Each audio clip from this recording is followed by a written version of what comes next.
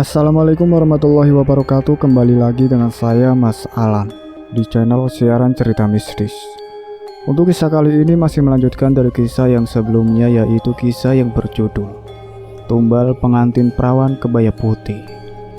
Sebelum kita masuk ke ceritanya, jangan lupa untuk like, comment, subscribe channel ini dan nyalakan juga lonceng notifikasinya agar tidak ketinggalan cerita-cerita dari channel ini. Dan seperti apa ceritanya?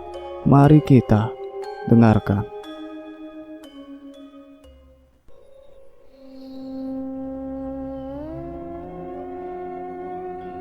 Ki Danang mengambil satu ekor ayam cemani atau itu ayam hitam dari kandang di belakang gubuknya. Kemudian, acara persembahan sungguh dimulai. Aroma kemenyan langsung menyerbak tak lama setelah Ki Danang membakar kemenyan.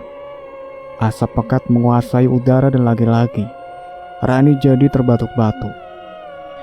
Ayam cemani yang kedua kakinya tak diikat, dibiarkan bebas di meja sesajen. Selanjutnya, ayam tersebut disembelih hingga menimbulkan suara khas. "Itu ayamnya diapakan, Mah?"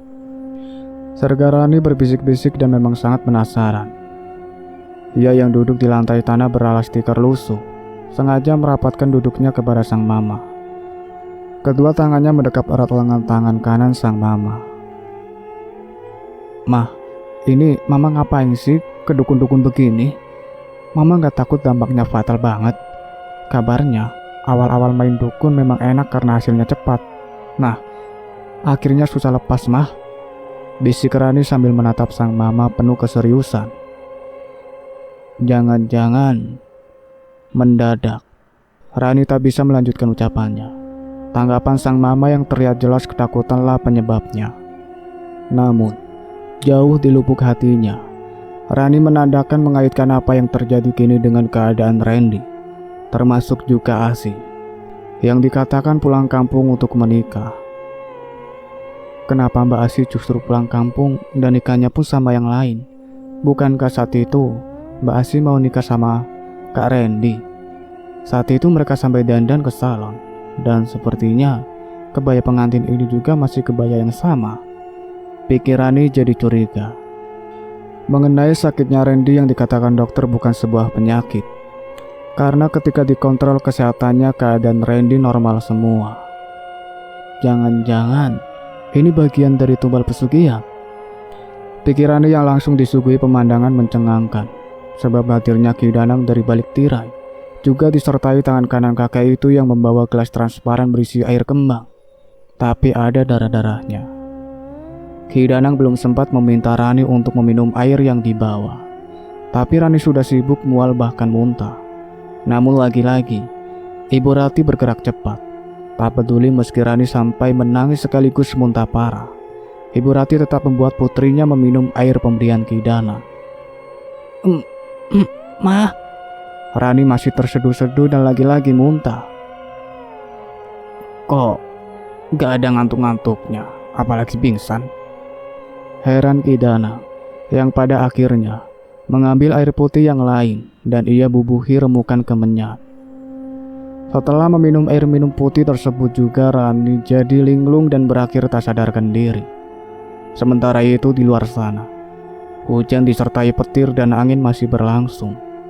Namun, alih-alih menemukan sang majikan, Pak Yusuf yang masih melakukan pencarian justru mendapati kerumunan. Di bawah sana banyak warga maupun polisi. "Itu ada apa ya?" lirik Pak Yusuf penasaran. Lokasi yang tengah ramai di bawah sana merupakan lokasi Pak Dadang jatuh. Di sana jasad Pak Dadang sungguh ditemukan dan tengah dievakuasi. Sejak jasadnya ditemukan di sini, hantu pengantin kebaya putih memang makin menjadi-jadi. Ada saja laki-laki yang dia jadikan korban. Bincang seorang pemuda kepada rekannya. Bersama dua rekannya ia turun ke lereng guna menjadi bagian dari keramaian penuh keseriusan di bawah sana. Hantu pengantin kebaya putih. Apakah itu yang suka aku lihat di sekitar jalan sini? Pikir Pak Yusuf. Gak semua laki-laki kena pikat daya hantu pengantin kebaya putih itu sih. Buktinya banyak yang tetap selamat. Noh, lihat. Yang suka menyadap pria, yang suka cari kayu bakar, kadang mereka sampai disamperin tuh hantu. Katanya cantik banget, kan pakai kebaya putih, dandannya ala-ala pengantin. Namun setelah mereka berdoa, semuanya baik-baik saja. Tuh hantu langsung menyingkir, ucap si rekan pemuda tadi. Rekannya langsung menimpali. Berarti tergantung amal dan ibadah juga ya. Harus kuat iman pokoknya. Apalagi masa iya ada wanita cantik dan pengantin berkeliaran di jalan sepi ini. Pak Yusuf yang masih menyimak membenarkan obrolan ketiga pemuda barusan. Apalagi Pak Yusuf juga mengalaminya sendiri, bahwa si hantu pengantin kebaya putih yang sangat cantik memang akan selalu menyingkir di setiap Pak Yusuf membalasnya dengan doa. Baru juga membenarkan anggapan ketiga pemuda tadi, seseorang memegang pundak kanan Pak Yusuf dari belakang. Innalillahi wa inna ilaihi raji'un. Batin Pak Yusuf langsung merinding sekaligus panas dingin. Melalui lirikan, di tengah dunianya yang seolah berputar lebih lambat, Pak Yusuf mendapati ada tangan pucat gelap pada di pundak kanannya. Itu tangan khas laki-laki baya. Selain itu, Pak Yusuf juga merasa kenal dengan tersebut. Iya, kayak kenal, mirip tangan siapa gitu. Tangan si Bapak Dadang apa ya? Pikir Pak Yusuf. Benar saja. Ketika Pak Yusuf menoleh memastikan wajah sosok tersebut, memang Pak Dadang. Masya Allah Pak, ternyata Bapak. Saya cari dari tadi, Bapak bahkan hujan-hujanan. Santun Pak Yusuf buru-buru memayungi Pak Dadang. Padahal di bawah sana, kantong jenazah berisi Pak Dadang baru diangkat dan akan diboyong ke atas. Di gubuk Ki Danang yang sudah mengeksekusi Rani dibuat melongo, sebab apa yang ia khawatirkan sungguh terbukti. Selain itu, Rani juga akhirnya terbangun.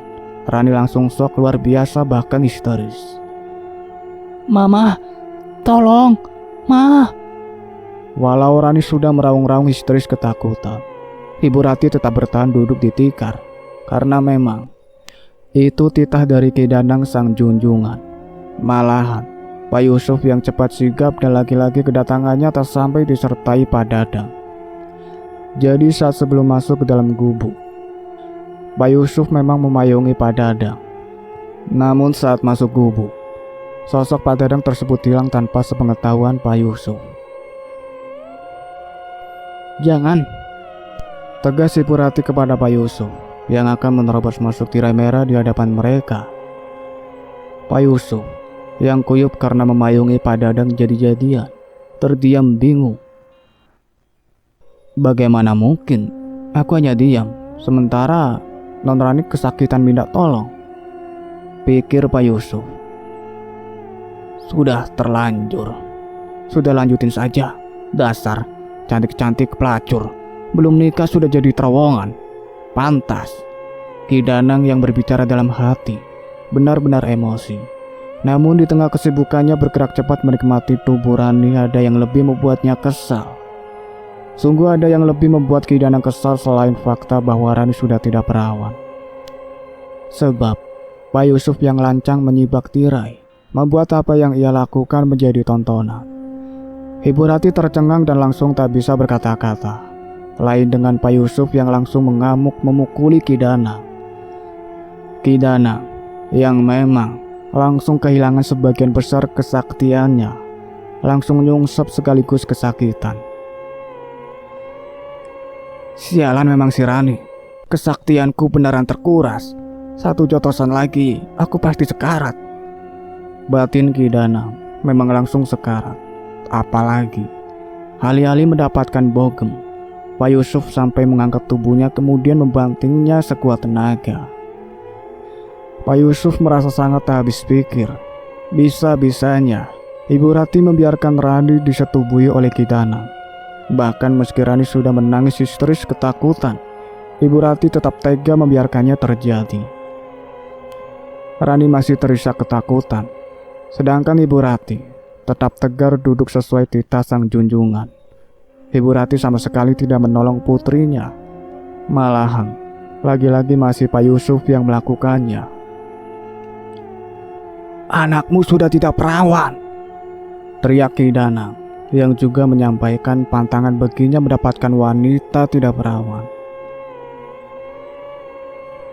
Ya tentu sudah tidak perawan, karena sudah kamu perawani, tegas Pak Yusuf, masih berusaha membela sekaligus melindungi Rani.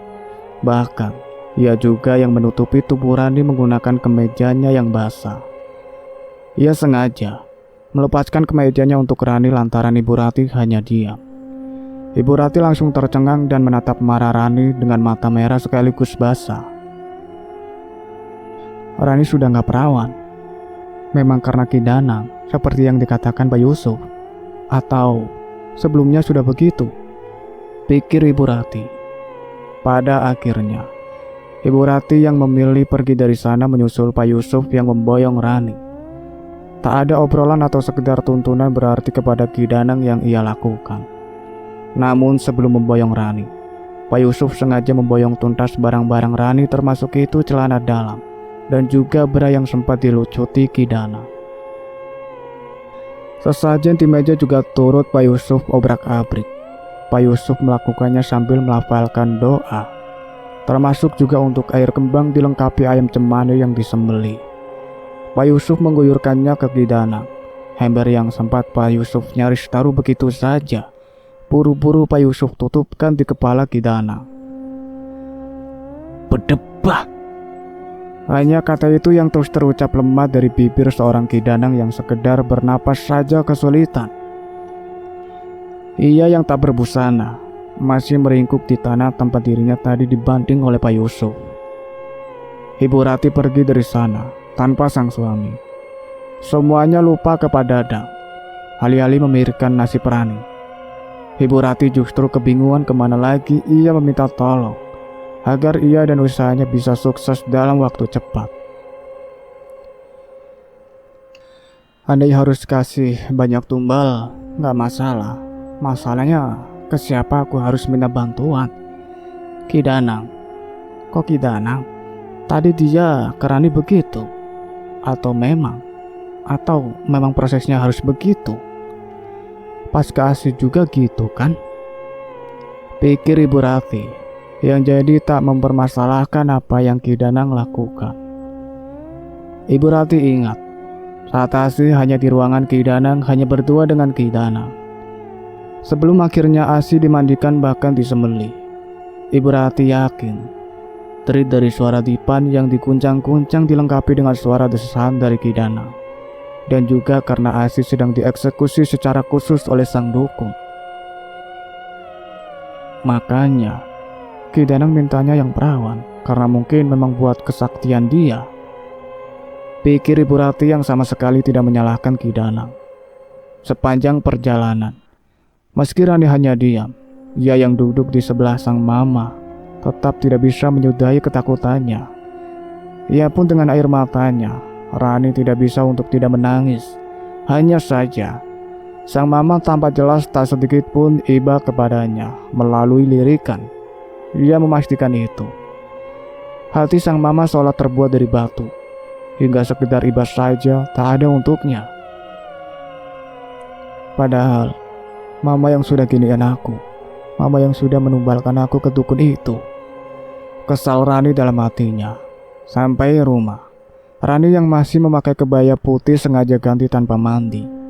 Rani meninggalkan kebaya putih itu begitu saja di kamar mandi. Selanjutnya, Rani yang sudah memboyong sebagian pakaiannya ke dalam ransel memilih pergi secara diam-diam. Mau kemana, Non? Tanya Pak Yusuf yang juga disaksikan oleh seorang satpam. Rani sama sekali tidak menjawab. Tapi kedua orang tersebut juga tak kuasa menahan. Apalagi Pak Yusuf yang sebelumnya tahu Rani sempat ditumbalkan ke Ki Danang. Setelah naik taksi online, kos Gawan menjadi tujuan Rani. Kos Gawan tinggal dan terbilang elit, bukanlah yang dikhususkan dan hanya boleh dimasuki oleh laki-laki. Kos di sana bebas karena beberapa kali saja Rani juga tinggal di sana. Saking bebasnya, Rani juga punya kunci serepnya dan itu Gawan yang memberinya. Akan tetapi, lihat hati mendapatkan dukungan sekaligus perhatian dari sang kekasih yang juga sudah mengambilinya. Rani justru mendapatkan fakta menyenangkan. Karena di tempat tidur yang biasanya menjadi tempat tidurnya dan gawan merajut cinta, justru ada wanita lain yang tengah melakukannya dengan gawang. Rani tidak bisa untuk tidak mengamuk apalagi teriak. Beberapa tetangga kamar sampai keluar untuk melihat. Aku bahkan sedang hamil anak kamu. Namun hanya karena kamu tahu aku sedang keluar kota, kamu justru anak-anakan dengan wanita lain. Banci kamu ya.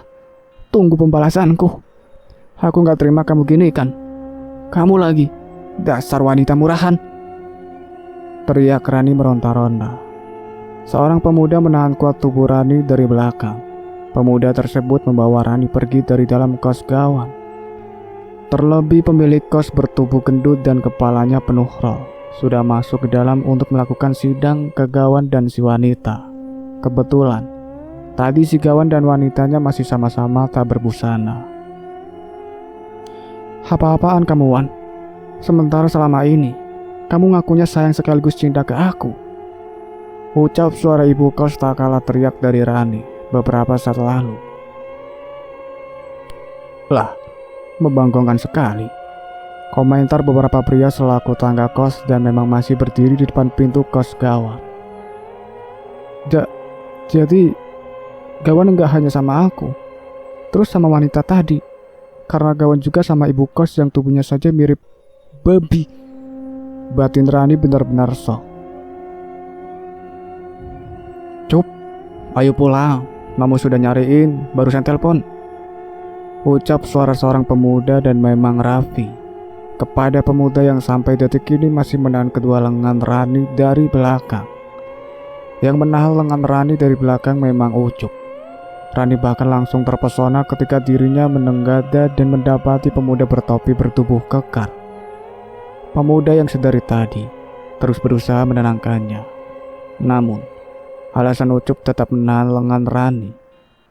Alasan Ucup tetap melakukan kontak fisik dengan Rani tak lain ketika ia tak sengaja melakukannya. Ia melihat apa yang Rani alami dengan Ki Danang, sekaligus tumbal pesugihan yang sudah Ibu Rati lakukan.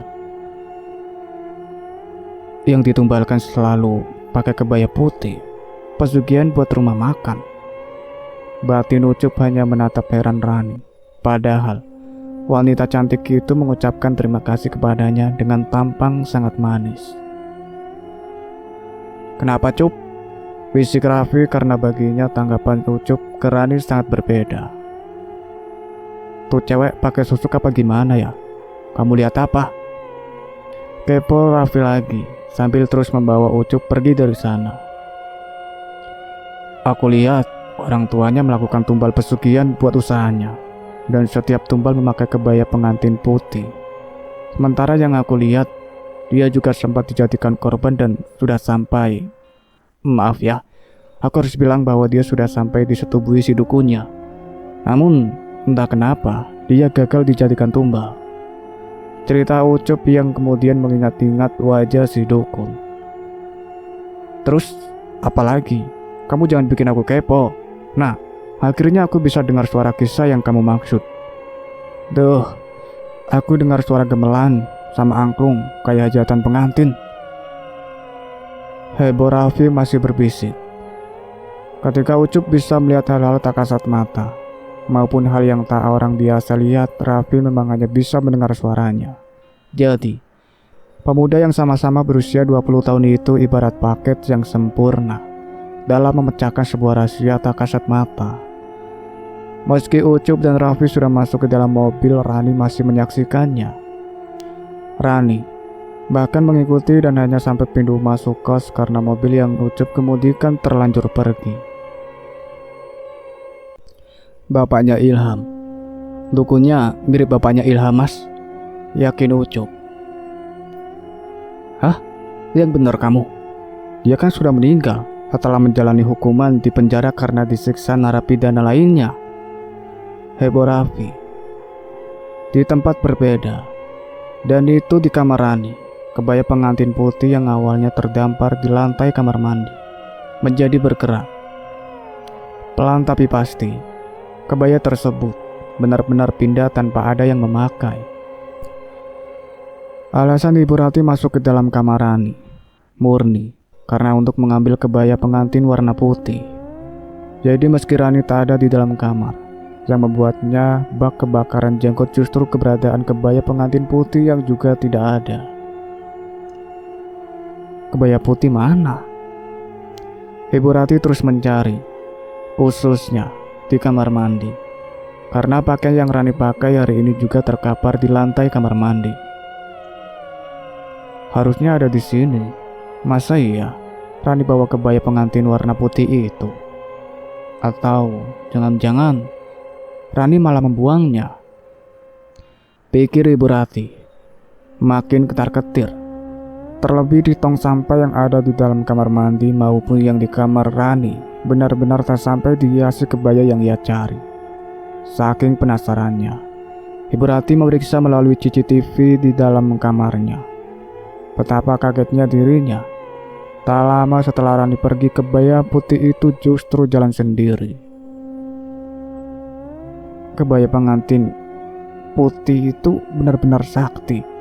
Apakah alasannya jalan sendiri karena dia akan menjadi calon pengantin perawannya sendiri? Masalahnya, kebaya pengantin warna putih tersebut Ibu Rati pantau sampai pergi dari kediamannya.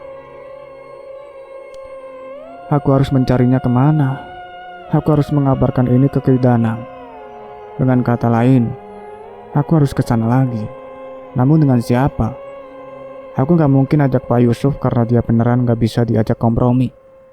Malahan, harusnya aku memecat dia. Ibu Rati terus mencari solusi untuk keluar dari keadaan yang membuatnya sangat takut.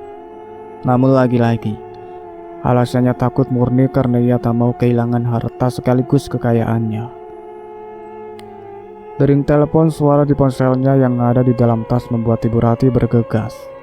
Ibu Rati segera menjawabnya karena kebetulan yang menelpon itu pegawai dari salah satu warung cabangnya.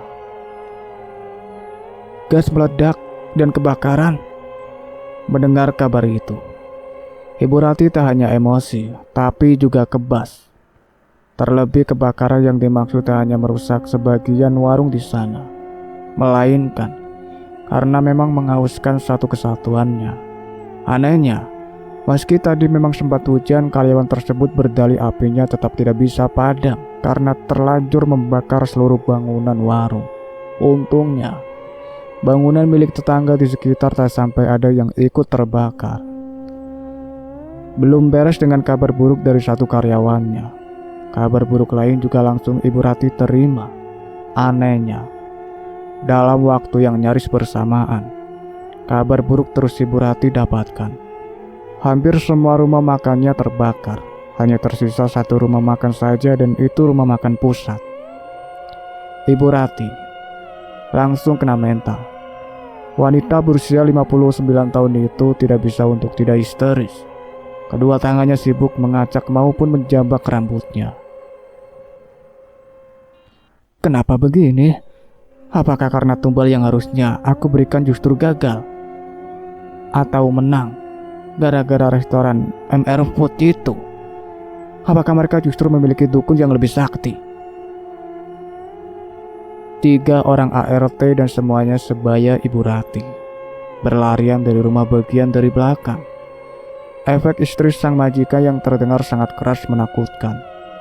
Mereka sengaja memastikan dari depan pintu kamar sang majikan yang tak sepenuhnya tertutup. Ketiganya melihat sang majikan, hanya saja tak ada satupun dari ketiganya yang berani masuk bahkan itu meski untuk membantu sang majikan. Alasannya hanya 2, seram dan memang takut. Padahal di tempat berbeda, kebaya pengantin warna putih yang Ibu Rati cari justru mendadak jatuh tepat di hadapan Randy. Randy yang masih duduk di kursi roda langsung jadi emosional. Randy berusaha menggerakkan tubuhnya meski itu sungguh sulit dilakukan.